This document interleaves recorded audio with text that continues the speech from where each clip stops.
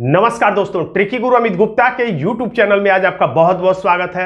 और आज के इस वीडियो में हम लोग देखने वाले हैं कैलेंडर से संबंधित एक समस्या का समाधान, जिसमें प्रतियोगी परीक्षाओं में पूछा जाता है, कुछ दिन देकर पूछा जाता है या कुछ साल देकर पूछा जाता है कि इसमें अतिरिक्त दिन कितने होंगे।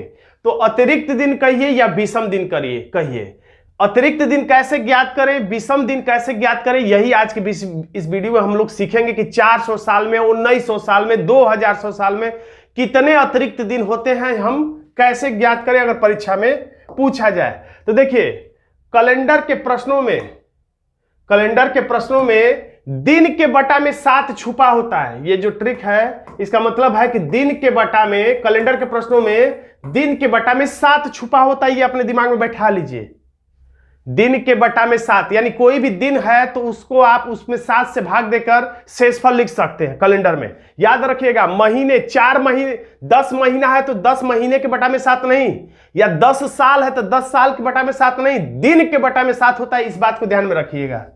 तो क्या करना है, जब भी अतिरिक्त दिन कहिए चाहे विषम दिन कहिए, उसे ज्ञात करने के लिए दिन में 7 का भाग दे देंगे तो हमें विषम दिन या अतिरिक्त दिन पता चल जाएगा। अतिरिक्त दिन या विषम दिन किसको कहते हैं?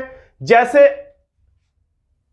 अगर कहा जाए 28 दिन का अगर कोई माह है, यानी कि साधारण वर्ष की फरवरी है, तो 28 दिन में लीप पर अतिरिक्त दिन कितना होगा? तो 7 से भाग देंगे, 7 चौक 28, शेषफल 0, यानी 7 दिन के 7 चौक 28, यानी 4 सप्ताह बन जाएगा।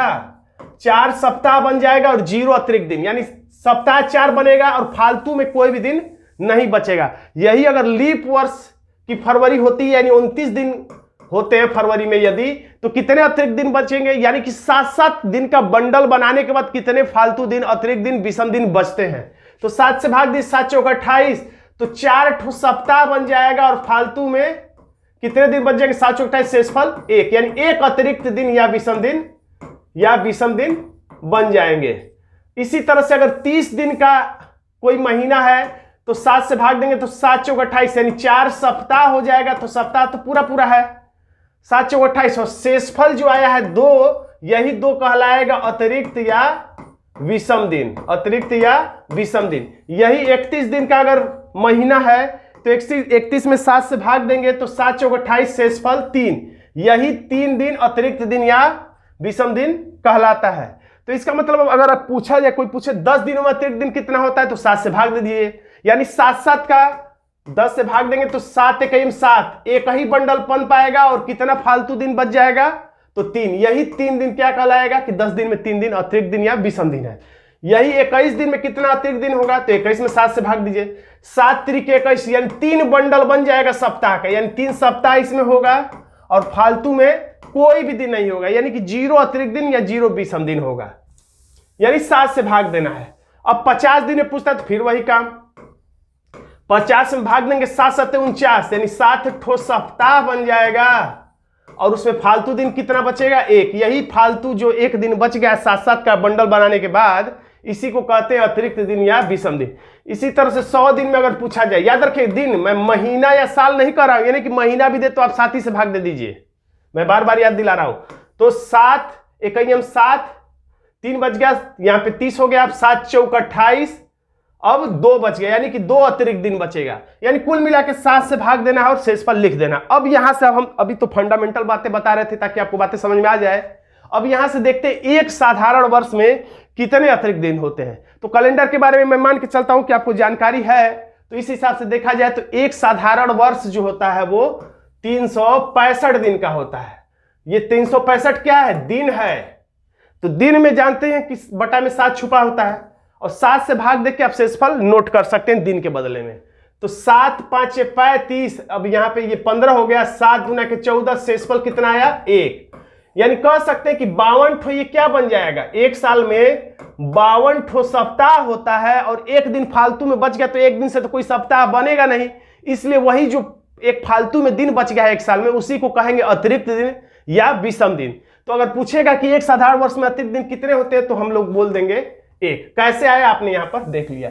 अगर इसी तरह से पूछ दे एक लीप वर्ष में कितना अतिरिक्त दिन होता है, तो रट भी लीजिए और समझ भी लीजिए कि एक लीप वर्ष में 366 दिन होते हैं, क्योंकि फरवरी 28 के बदले 29 दिन की हो जाती है। तो फिर 7 से भाग देंगे, 7 5 35, ये 16 हो गया, 7 दूना के 14 और शेषफल बचा 2।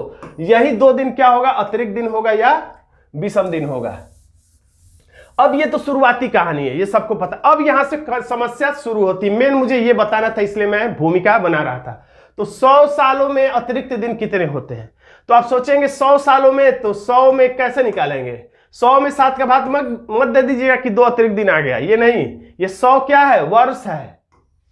100 वर्ष में, पहले वर्षों में वर्ष के बट्टा में 7 नहीं लिखना है, याद रखिए, वर्ष के बट्टा में 7 नहीं लिखना है। हमने 1 के बट्टा में 7 नहीं लिखा था। एक साल में 365 दिन होते हैं या 366 दिन होते हैं, उसके बट्टा में 7 लिखा था। तो यहां 100 वर्षों में पहले पता करिए कि साधारण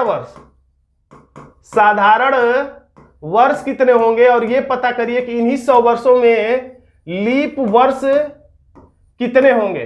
तो अगर आपको साधारण वर्ष, लीप वर्ष पता करना आना चाहिए, मैं उम्मीद करता हूं कि आपको आता होगा। थोड़ा सा मैं हिंट दे देता हूं, जो वर्ष 4 या 400 से भी पूरा विभाजित हो जाए वो लीप वर्ष होता है, जो नहीं होता है वो साधारण वर्ष होता है। लेकिन यहां पता करना है कि 100 सालों में कितने लीप वर्ष पड़ेंगे, यानी 100वां साल लीप वर्ष है या नहीं है, ये नहीं पता करना है। 100 साल में कै ठो लीप वर्ष आएगा, तो हर चौथा साल लीप वर्ष होता है। या ये भी कह सकते हैं कि लीप वर्ष प्रत्येक 3 वर्ष के बाद आता है, 3 वर्ष के बाद आता है, या प्रत्येक चौथा साल लीप वर्ष होता है। चूंकि प्रत्येक चौथा साल लीप वर्ष होता है, इसीलिए हम इसमें 4 से भाग देंगे। तो 100 में 4 से भाग यदि देते हैं हम, तो कितना आ जाएगा? 100 में 4 से भाग देंगे तो यहां पर आ जाएगा 25। तो इसमें क्या 25 लीप वर्ष होंगे? 25 लीप वर्ष होंगे? तो 25 लीप वर्ष नहीं होंगे। क्यों? क्योंकि आपको पता होगा, जिस वर्ष के लास्ट में डबल जीरो आ जाए उसको 4 से नहीं 400 से कटा के चेक करते हैं कि ये लीप वर्ष है कि नहीं लीप वर्ष है। ये जो 100वां अंतिम साल है, 100वां साल, ये गणना में शामिल हो गया है 4 से, जब हमने कटाया था। जबकि 100वां साल लीप वर्ष नहीं है, क्योंकि इसके लास्ट में डबल जीरो है, और इसको हम लोग जब 400 से कटाएंगे तो ये नहीं कटेगा, और नहीं कटने का मतलब होता है कि 100वां साल लीप वर्ष नहीं है। इसलिए 100वां साल जब लीप वर्ष नहीं है तो लीप वर्ष कितने तब हुए? 24। एक तरीके से ये भी समझ सकते कि आप 99 साल में ही लीप वर्ष निकालिए, कितने होंगे? तो 4 दूना के 8 और 4 चौके 16, 24 लीप वर्ष हो गए। 99 साल में 24 लीप वर्ष, और 100वां साल तो लीप वर्ष है ही नहीं। क्यों नहीं है? कि मैंने बताया था, जिस वर्ष में 4 या 400 से पूरा भाग चला जाए वही लीप वर्ष होता है। और 400 से भाग किस में देते हैं? जिसके लास्ट में डबल जीरो हो। तो इसके 100 के लास्ट में डबल जीरो है, तो 400 से भाग देंगे, नहीं जाएगा, तो ये लीप वर्ष नहीं है। यानी 24 हो गया इसमें क्या चीज? लीप वर्ष। तो जब 100 साल में 24 ठो लीप वर्ष है, तो अब निकाल दीजिए, माइनस कर दीजिए, तो जितना बचेगा वो साधारण वर्ष हो जाएगा। तो 10 में से 4 जाएगा 6, और यहां पे 9 में से 2 जाएगा 7, यानी कि 76 हो जाएगा साधारण वर्ष। 76 ठो क्या हो जाएगा? साधारण वर्ष।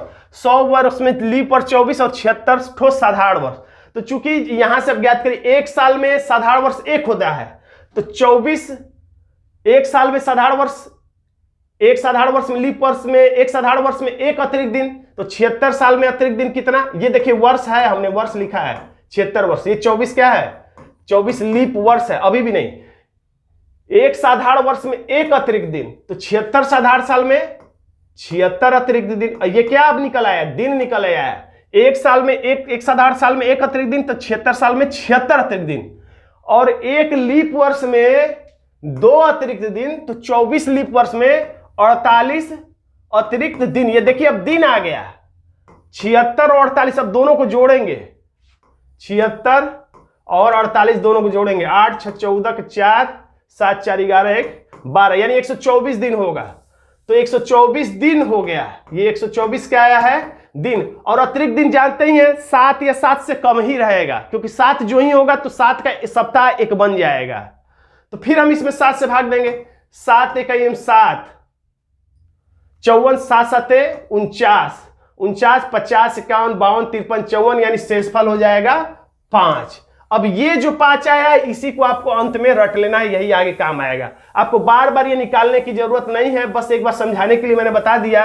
आपको क्या रटना, ये वाला अपने आप ही याद रहता है। एक साधारण वर्ष में 1 अतिरिक्त दिन, 1 लीप वर्ष में 2 अतिरिक्त दिन, नहीं भी याद रहता है तो 365 या 366 में आप 7 से भाग दे देंगे तो तुरंत पता चल जाएगा।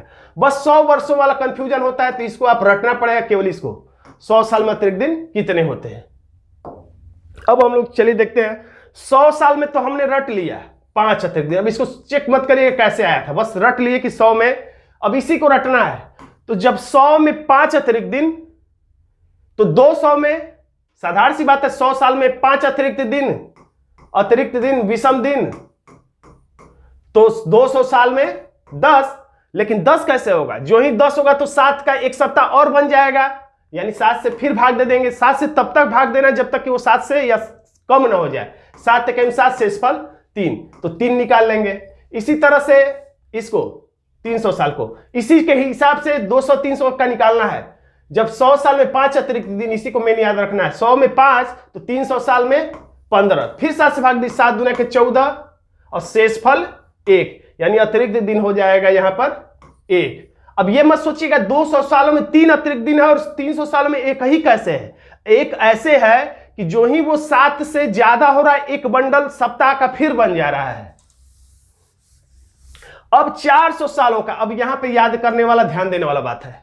अब आप कहेंगे 100 में 5 अतिरिक्त दिन तो 400 साल में 20 कहेंगे अगर, और 7 से भाग देंगे, 7 दूना के 14, शेषफल 6 करेंगे, तो ये हो जाएगा आपका गलत। क्यों गलत होगा, क्योंकि ये जो आप 20 प्राप्त किए हैं 100 के हिसाब से, ये गलत हो जाएगा, क्योंकि 100वां साल लीप वर्ष नहीं था। ठीक है, 200वां साल भी 400 से विभाजित नहीं होगा, ये भी लीप वर्ष नहीं है। 300वां साल भी 400 से विभाजित नहीं होगा पूरा पूरा, इसलिए ये भी लीप वर्ष नहीं, साधारण वर्ष है। लेकिन ये जो 400वां साल है, ये 400 से पूरा पूरा विभाजित हो जाएगा, इसलिए लीप वर्ष है। इसलिए यहां 20 ना होकर के एक जो 400वां साल लीप वर्ष है, इसको अगर हम लोग जोड़ देंगे तो टोटल हो जाएगा 21, यानी 21 इसमें अतिरिक्त दिन आएगा। फिर 7 से भाग देंगे तो 7 तरीके 21, शेषफल 0, यानी यहां 6 ना होकर के 0 होगा। अगर कोई कंफ्यूजन हो तो आप कमेंट बॉक्स में लिखिएगा, मैं उसे दूर करने का प्रयास करूंगा। अब देखिए, अब आपको कुछ इतना ज्यादा मेहनत नहीं करना है, आपको 2 ही रटना है, आपको ये भी नहीं रटना है, सिर्फ आपको 2 रटना है। कौन कौन सा, एक 100 साल में 5 और एक 400 साल में 0, बस 2 ही रटना है। 200-300 ये सब कुछ नहीं रटना है, बस मोटा मोटी आपको 100 साल में 5 रटना है और 400 में 0। तो 100 साल में 5 रटने वाली चीज है, और 400 साल में तो 0 होता है, तो इसको कोई खास रटने की बात नहीं है। अब इतने ही से आप आराम से निकाल सकते हैं। लेकिन याद रखिएगा, जो ही 100 साल, 200, 300 साल की बात रहेगी तो ये 100 बराबर 5 वाले से निकालिएगा। जो ही गणना 400 से या 400 से ऊपर जाए तो पहले 400 से 0 कर लीजिएगा। जैसे बाई चांस अगर आपको पूछता है 1300 सालों में अतिरिक्त दिन कितना है, पूछता है 1300 वर्षों में अतिरिक्त दिन कितना, तो 400 के रूप में इसे कितनी बार लिख सकते हैं, 400, 4 800, 4 तिहाई 1200 और प्लस 100, ऐसे लिख सकते हैं ना। इसको ऐसे भी लिख सकते हैं, 4 4 8 4 3 12 और एक 100 साल। तो 400 साल में अतिरिक्त दिन 0 ये रटे हैं, 400 साल में 0, 400 साल में 0, अब ये 100 में 5, तो टोटल हम लोग ये भी कह सकते हैं कि 1300 साल में अतिरिक्त दिन 5 ही आएगा। ठीक, इसी तरह से अगर 1600 सालों में पूछ देता है तो आप 100 से मत निकालिएगा, 400 से पहले उसे छोटा कर लिए, 400, इसको क्या लिख सकते हैं, 400 प्लस 400 प्लस 400 प्लस 400, 4 चौके 1600 हो गया। इसमें भी 0 अतिरिक्त दिन, इसमें भी 0, इसमें भी 0, इसमें भी 0, यानी कह सकते हैं 1600 सालों में अतिरिक्त दिन 0 होगा। इसी तरीके से अगर 1900 साल का पूछता है तो 1900 साल की गणना भी आप 400 से पहले छोटा कर लीजिए। 1900 को आप क्या लिख सकते हैं, 1900 साल को आप क्या किस रूप में लिख सकते हैं, तो 400, 4 800, 4 3 1200 और 4 चौके 1600 और 17 18 1900 ऐसे लिख सकते हैं। तो 400 कहने का मतलब 400 से पहले भाग करके उसे छोटा कर ले, 400 में 0, 400 में इस 0, 400 में इसमें 0, और 300 साल में कैसे निकालेंगे, तो बस इसी को रटे रहिए। 100 में 5, तो 100 में 5 तो 300 साल में 15, अब 15 का मतलब 15 तो अतिरिक्त दिन हो नहीं सकता, फिर 7 से भाग दी, 7 दूना 14, शेषफल 1, यानी कह दीजिए 1900 साल में अतिरिक्त दिन 1 होता है। इसी तरह से कुछ भी पूछेगा, जैसे अगर पूछ देता है 900 सालों में अतिरिक्त दिन कितना है, बाई चांस पूछ देता है परीक्षा में आपके कि 900 सालों में अतिरिक्त दिन कितना है, तो पहले आप 400 से हटा लीजिए, कम कर लीजिए, तो इसको क्या लिख सकते हैं, 400 प्लस 400 और प्लस 100, तो 400 में 0 अतिरिक्त दिन, 400 में अतिरिक्त दिन, और इसमें 5, तो बस आप कह देंगे कि 900 सालों में अतिरिक्त दिन 5 होता है। इसी तरह तो दोस्तों आज का छोटा सा वीडियो आपको कैसा लगा कमेंट बॉक्स में जरूर लिखिएगा। वीडियो अच्छा लगा तो वीडियो को लाइक कर दीजिएगा, और कोई भी कंफ्यूजन हो तो कमेंट बॉक्स में लिखिएगा, अगली वीडियो में उसे मैं समाप्त करने का प्रयास करूंगा। कोई भी प्रश्न होगा कैलेंडर से संबंधित तो वो भी कमेंट बॉक्स में लिखिएगा, उस पर मैं अगला वीडियो बना दूंगा। धन्यवाद दोस्तों।